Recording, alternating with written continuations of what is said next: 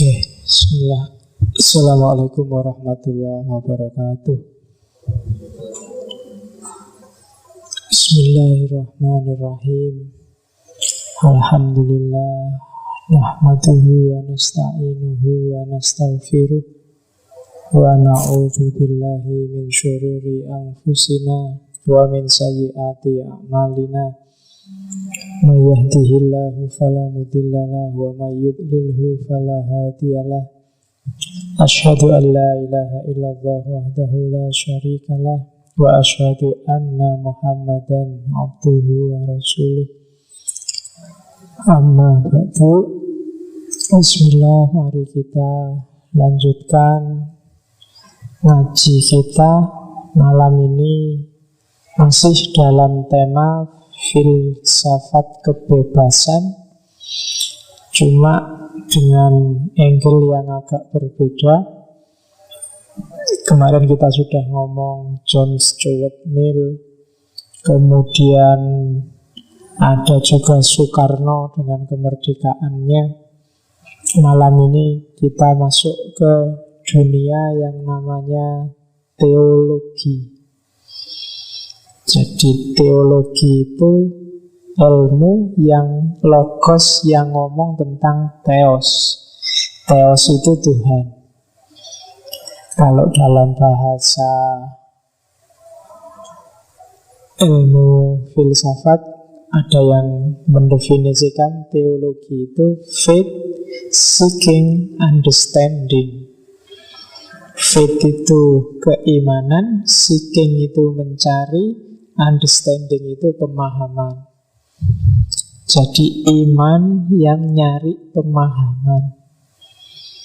Bedanya sama filsafat, kalau teologi itu percaya dulu sama Tuhan, terus baru nyari dasar rasionalnya. Kalau filsafat, nyari dasarnya dulu baru percaya. Oke, kenapa sih iman itu apa? Tidak bisa, tidak usah dipahami, pokoknya dipercaya saja. Kan banyak teman-teman kita sih, pokoknya percaya wae, tidak usah tekok neko-neko, malak bulat. Bisa, cuma antara iman yang dipahami dengan iman yang tidak dipahami itu kedalaman dan derajatnya beda. Makanya di banyak ayat, banyak hadis, kita sangat didorong untuk mikir. Karena dengan mikir yang semakin dalam, itu korelatif dengan iman kita yang semakin dalam. Karena kita semakin paham. Kalian kan juga gitu, kalau percaya sesuatu tapi gak paham kan gak enak. Kalau tanya temenmu, ngapain sih harus kesana? Pokoknya percaya melu kan gak mantap. Tapi kalau jelas kenapa kesananya itu kan lebih mantap. Pokoknya ada, pokoknya enak. Meskipun enak, tapi kan kamu kalau bertanya-tanya kan nggak terlalu yakin, masih ragu-ragu. Tapi kalau jelas kenapa sih kok enak? Oh, di sana makan gratis, ngombe gratis, sak karepe dhewe. Nah, itu lebih mantap. Iman juga begitu. Meskipun nanti ada sekelompok umat beragama yang tidak suka, iman tidak usah dipahami, pokoknya dipercaya wae. Karena takut dengan dipahami, imannya jadi rusak. Ada yang pikirannya gitu. Dan boleh saja pikiran-pikirannya dewe, kamu nggak usah protes. Ya kan, orang punya tipe berpikir apa aja kan monggo. Yang nggak boleh kan sikut-sikutannya. Kalau orang punya gaya beragama kayak gimana juga monggo. Nah, malam ini kita ambil salah satu tokoh yang harusnya umat Islam Indonesia paham.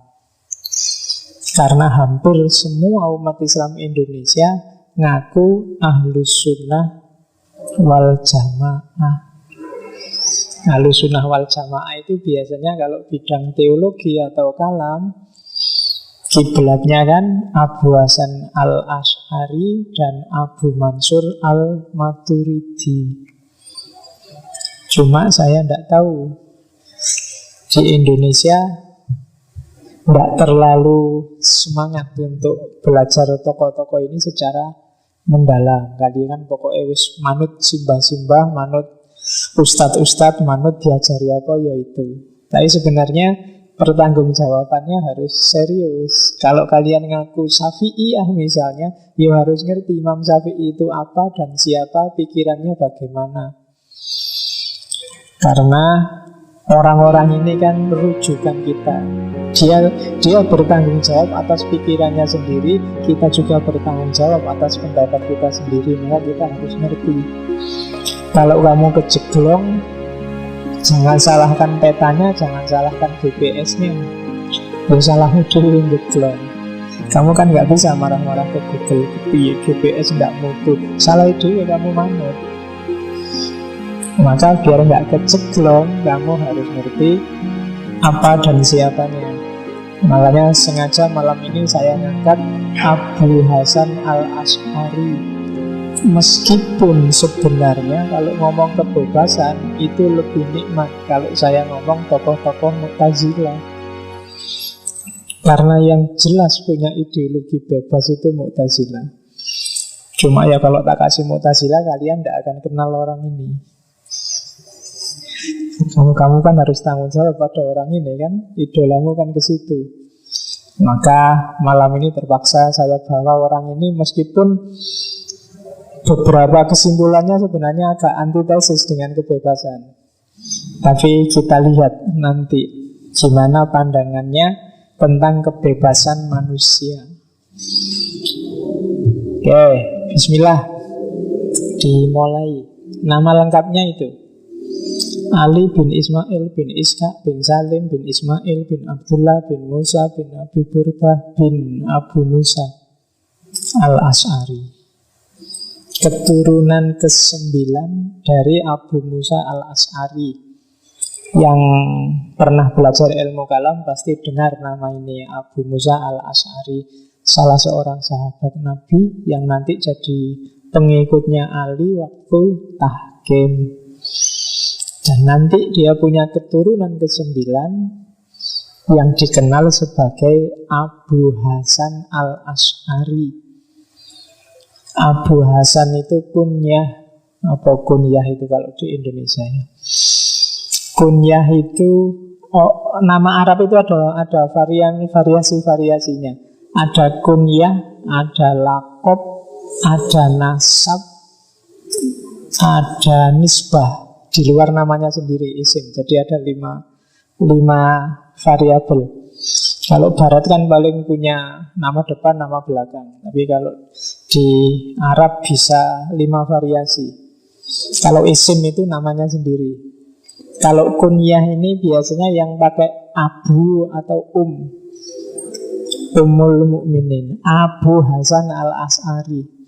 Abu Ubaidah, namanya bukan Ubaidah. Abu ini berarti dia punya anak namanya Ubaidah.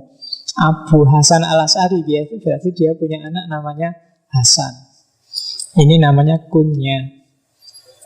Di bawah kunyah ada nasab. Kalau nasab itu yang bin atau binti atau ukhti atau akhu, itu nasab. Titik-titik bin siapa, titik-titik binti siapa, titik-titik aku siapa, itu namanya nasab. Nanti ada nisbah.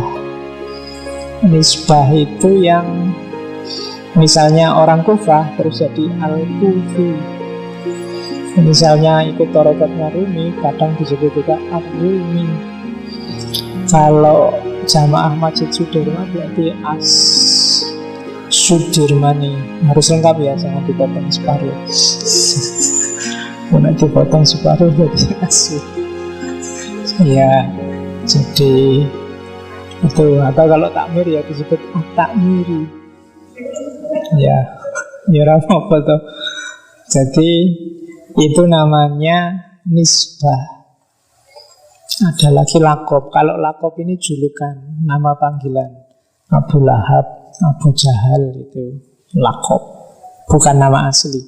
Nama aslinya bukan itu. Orangnya sendiri mungkin nggak tahu bahwa nanti dalam sejarah Islam namanya ditulis jadi Abu Jahal dan Abu Lahab.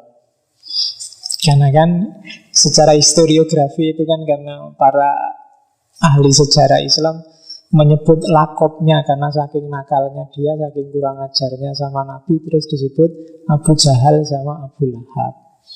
Yang suka kucing disebut Abu Hurairah. Ya kan? Nah, nanti banyak sahabat-sahabat yang punya lakop. Ya nanti yang suka rokok berarti disebut Abu Dukhon. Yang ya kan tidak apa-apa toh. Yang suka makan kan ada yang disebut Abdul Butun. Itu lakop namanya, julukan. Itu bedanya. Jadi nulis silsilah sama tata namanya orang Arab itu satu keluarga kitabnya bisa ratusan halaman. Panjang. Lakopnya bisa macam-macam. Kadang pindah ke daerah A, julukannya apa, daerah B, julukannya apa. Oke. Abu Hasan al-Asy'ari ini lahirnya 260 Hijriah, meninggal 270 Hijriah. Ya, umurnya salah itu nulisnya. Jadi oh enggak, itu tak tulis begitu 260 atau 270 Hijriah. Jadi saya tulis begitu karena momen lahirnya Abu Hasan al-Asy'ari itu diperdebatkan. Yang jelas orang ingatnya Abu Hasan al-Asy'ari itu lahir ketika Al-Kindi meninggal. Nah, tahunnya Al-Kindi meninggal juga diperdebatkan. Susah ya. Terus disamakan juga dengan hilangnya raibnya Muhammad bin Al-Hanafiyah, Imam Mahdi. Nah, itu juga diperdebatkan tahun berapa hilangnya itu sebenarnya. Jadi akhirnya orang jelas tanggal lahirnya. Yang jelas Abu Hasan al-Asy'ari ini hidup di fase ketika Abbasiyah surut. Abbasiyah itu kan para ahli sejarah biasanya dibagi 3 itu. Ada fase awal. Fase awal ini orang kadang menyebutnya monarki konstitusional. Jadi masih percaya dengan konstitusi meskipun kerajaan. Masih percaya dengan konon, undang-undang negara yang basisnya ya syariah. Tapi kan ada konstitusi, bukan orang. Kemudian fase kedua mulai agak ekstrim. Jadi monarki absolut, pusatnya raja. Fase ketiga, ya setelah mulai surutnya peradaban rasional Islam itu fase menjelang runtuh. Jadi dari percaya pada undang-undang, kemudian percayanya pada tokoh, setelah itu runtuh. Nah, itu bisa kita kiaskan sama Indonesia. Hati-hati loh. Kalau sekarang orang mikirnya hanya tokoh siapa yang kita pilih jadi pimpinan, kemudian kita gegeran harusnya tokoh A, harusnya tokoh B, itu alamat sebentar lagi ada fase ketiga. Kita akan runtuh. Fase pertama masih setia dengan undang-undang, masih setia dengan aturan, dengan hukum. Hari ini kan mungkin lebih banyak ke tokoh. Kalau ada aturan yang tidak cocok dengan karepnya tokoh, itu biasanya aturannya yang diganti. Nah, itu berarti tokoh ini mulai monarki absolut. Nah, kalau sudah lewat sini, nanti akhirnya biasanya lama-lama runtuh.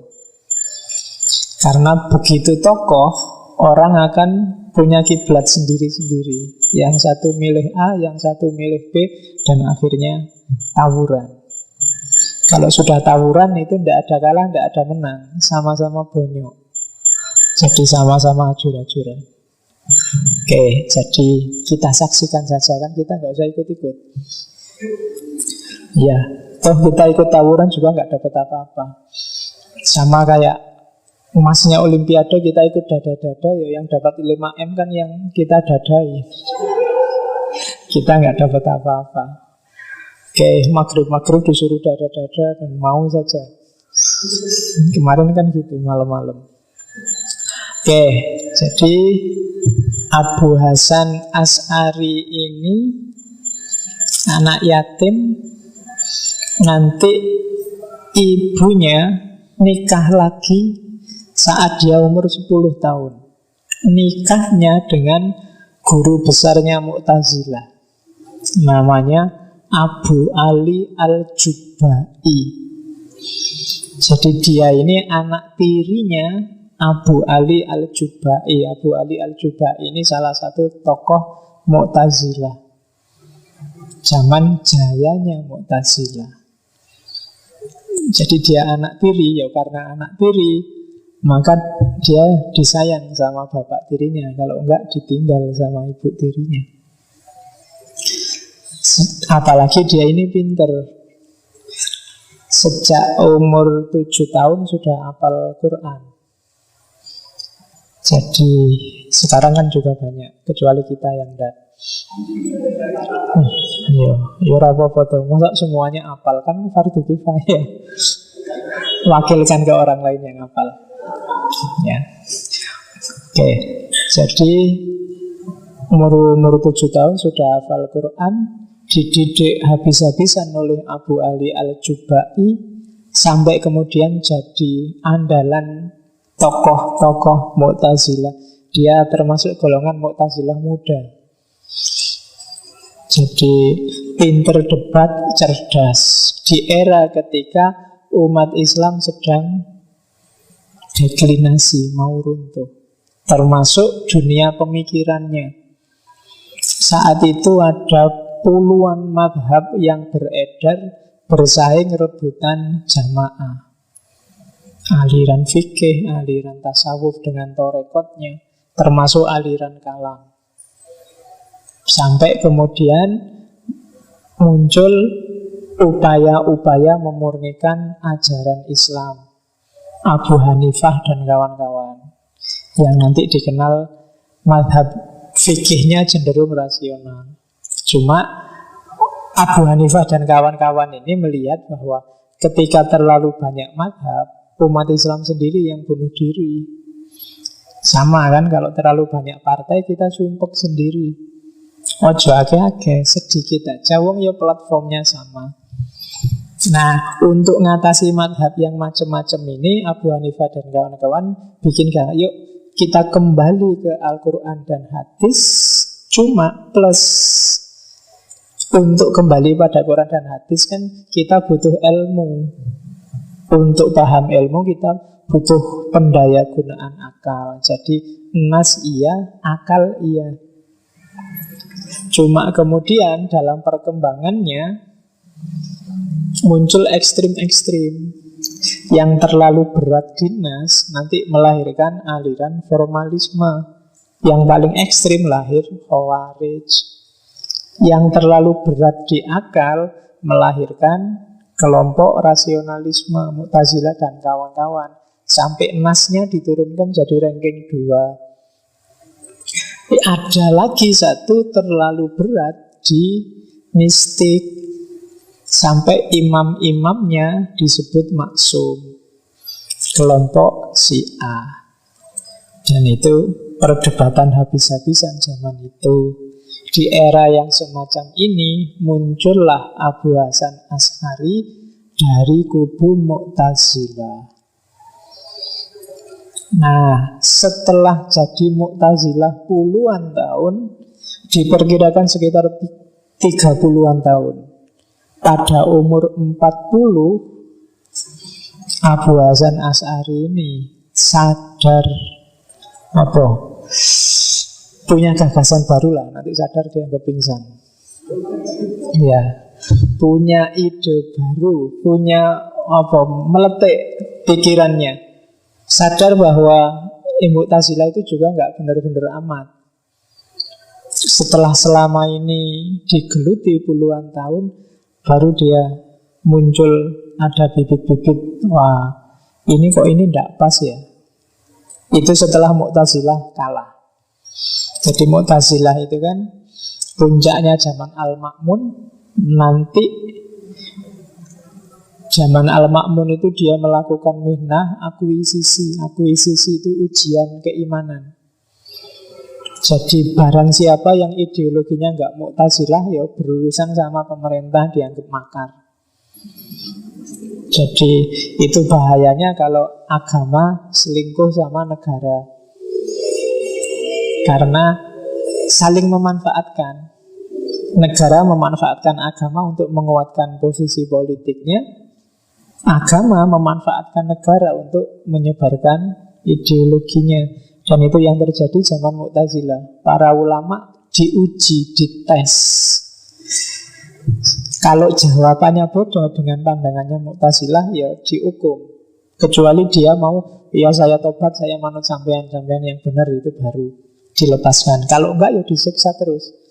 Meninggal juga enggak apa-apa, gantinya banyak. Itu zaman Mu'tazilah jaya. Nah, nanti lama-lama ya digituin kan juga banyak yang berontak. Apapun yang terjadi, kalau kekerasan, penindasan, siapapun yang ditindas, lama-lama dia pasti berontak, bales. Dan di situ titik balik jatuhnya Mu'tazilah, munculnya Salafiyah, Ahmad bin Hanbal dan kawan-kawan unggul zaman Al-Mutawakkil. Begitu Al-Mutawakkil menguasai, keadaan berbalik dan sebaliknya sekarang. Al-Mutawakkil balik ngejar-ngejar orang Mu'tazilah. Di era ketika Mu'tazilah dikejar-kejar, popularitasnya hilang, namanya jatuh, mau runtuh, inilah Abu Hasan Asy'ari melahirkan gagasannya yang nanti dikenal sebagai Asy'ariyah. Ya terserah analisis para peneliti apakah itu strategi politik ataukah itu memang sadar beneran. Konon katanya sebelum dia balik dari Mu'tazilah ke Asy'ariyah, sempat mimpi 3 kali bertemu Nabi Muhammad, suruh pindah madhab. Jadi Nabi Muhammad datang terus bilang ke Abu Hasan Asy'ari, ya Abu Hasan Asy'ari, yang benar itu Ahlul Hadis, bukan Mu'tazilah, pindah ya. Ternyata nggak pindah-pindah. Besoknya mimpi lagi, ditemui lagi sama Nabi Abu Hasan Asy'ari. Kamu kan sudah tak bilangin, pindahlah dari Mu'tazilah. Masih ragu-ragu juga. 3 kali ditemui Nabi terus, oh berarti benar ini aku disuruh pindah. Sejarahnya ada yang begitu. Ya saya tidak tahu, mungkin besok mau ngerti, besok Nabi Muhammad datang dalam mimpimu, mas, ojo NU, gantilah. Yang benar bukan Muhammadiyah, coba kamu pindah. Jangan-jangan gitu. Siap nggak kamu pindah madhab kalau mimpi ketemu Nabi? Kan banyak di berita-berita itu kan, mimpi ketemu Yesus terus pindah Kristen, mimpi ketemu Nabi pindah Islam, kan gitu. Kapan-kapan kita bikin penelitian ya, sejauh apa kuatnya sebuah mimpi untuk bikin orang konversi. Oke, ya cuma tidak enak ya kalau mimpi gitu. Kamu kan senangnya mimpi yang basah. Kalau yang kayak gitu nggak basah, kamu pening. Oke, ya. Apa Nabi Muhammad ngerti NU nggak ya? Jangan-jangan nggak. Kalau nggak ngerti enak, kamu nggak mungkin diimpeni Nabi Muhammad suruh pindah dari NU apa dari Muhammadiyah. Oke, kitabnya ini bagi yang suka sama Abu Hasan Asy'ari, mungkin yang sedang kuliah mau bikin skripsi atau tesis, cari 5 kitab itu. 5-5-nya bisa kamu download gratis online. Yo serato bola bahasa Arab. Nggak apa. Yo terjemahannya kelihatannya ada. Ibanah banyak, beberapa pesantren ngaji. Al-Luma yang jarang ketemu itu, jarang dibahas, Usulu Ahlus Sunnah wal Jamaah. Maqalatul Islamiyin banyak. Yang jarang dibahas juga Risalah Fil Istihsanil Haud. Itu jarang. Haud fi ilmi kalam, itu terusannya gitu. Kalau Ibanah sama Al-Luma ini, jadi Imam Asy'ari itu awalnya cenderung dari Mu'tazilah yang sangat rasional. Begitu tobat pertama, dia pro Ahlul Hadis, Ahmad bin Hanbal dan kawan-kawan. Tapi kemudian selanjutnya rasionya dipakai lagi dan lahirlah Asy'ariyah. Dia pingin tengah-tengah antara rasional dan Ahlul Hadis. Nah, Ibanah dan Al-Lumah ini masih pro ahli hadis. Ibanah itu banyak ngeritik pikiran-pikirannya Mu'tazilah, sama kayak Al-Lumah. Kalau Ibanah ada sekitar 15 bab, kalau Al-Lumah itu sekitar 7 bab. Tapi Al-Lumah jauh lebih sistematis. Kalau Ibanah jauh lebih nakli, dia pakai dalil-dalil nas. Kalau Al-Lumah itu banyak pakai rasio, pakai akal. Nah, nanti mengkristal dalam usulu ahlus sunnah wal jamaah. Ini nanti yang mungkin antara lain yang bikin pikiran-pikirannya Abu Hasan Asy'ari lah nanti yang disebut sebagai ahlus sunnah wal jamaah. Kalau maqalatul islamiyin ini isinya aliran-aliran dalam Islam. Nanti maqalatul islamiyin ini menginspirasi Syahrastani yang nulis Al-Milal wan Nihal, menginspirasi Al-Baghdadi yang nulis Al-Farqu Bainal Firaq. Saya ngomong judul-judul gini kalian nyambung dah. Terus yang penting ngerti judulnya, pernah dengar, alhamdulillah. Syukur-syukur tertarik. Kalau risalah fil istisanil khawd fi ilmil kalam, ini baru yang beberapa malah agak membela Mu'tazilah dan ilmu kalam yang rasional. Termasuk orang-orang yang tidak setuju sama ilmu kalam, yang mengkafir-kafirkan, membid'ah-bid'ahkan ilmu kalam. Itu dijawab oleh Imam Asy'ari di risalah fil istisanil khawd. Itu 5 masterpiece-nya Abu Hasan Al-Asy'ari. Yang tertarik silahkan dibahas, termasuk sifat-sifat Allah dan macam-macam, itu bisa dicari di situ. Oke, terus cara berpikirnya Abu Hasan Asy'ari. Jadi Abu Hasan Asy'ari